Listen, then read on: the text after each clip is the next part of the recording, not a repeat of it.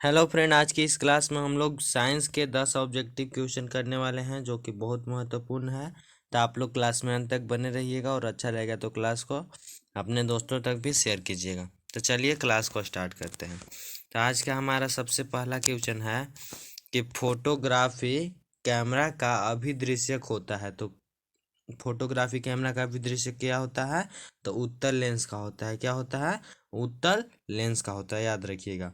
और आंख भी उत्तल लेंस की तरह व्यवहार करता है, यह भी याद रखिएगा। क्या आंख उत्तल लेंस की तरह व्यवहार करता है?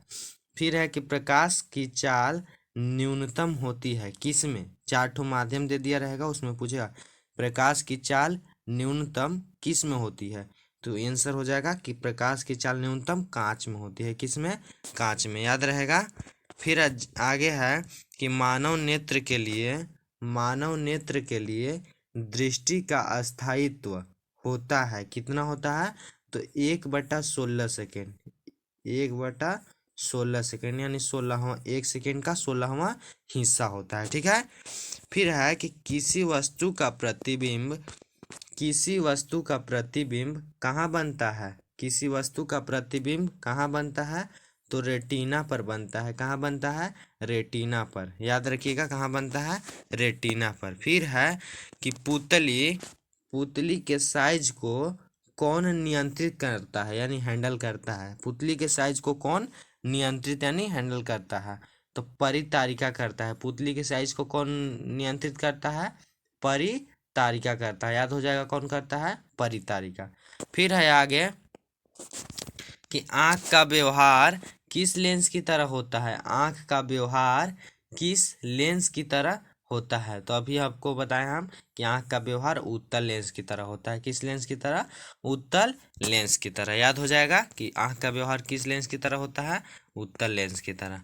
फिर है कि एक स्वस्थ आंख की दूर बिंदु कितनी होती है? एक स्वस्थ आंख की दूर बिंदु कितनी होती है? तो एक स्वस्थ आंख की दूर बिंदु अनंत होती है। कितनी?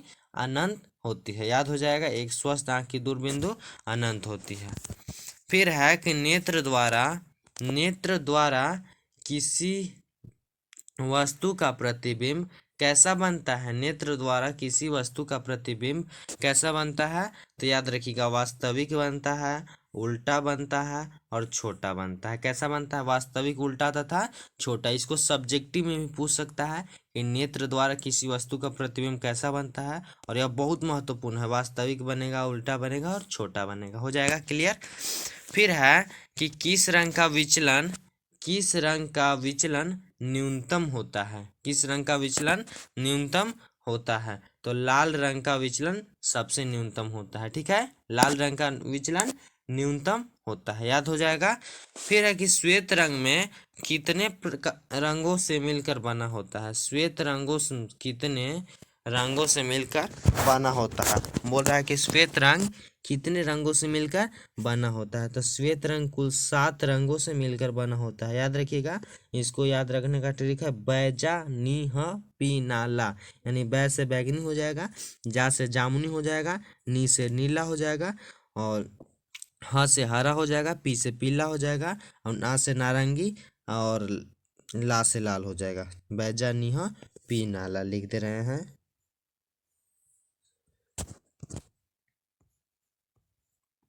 बैजा नीह पी नाला, ठीक है, स्क्रीनशॉट ले लीजिएगा।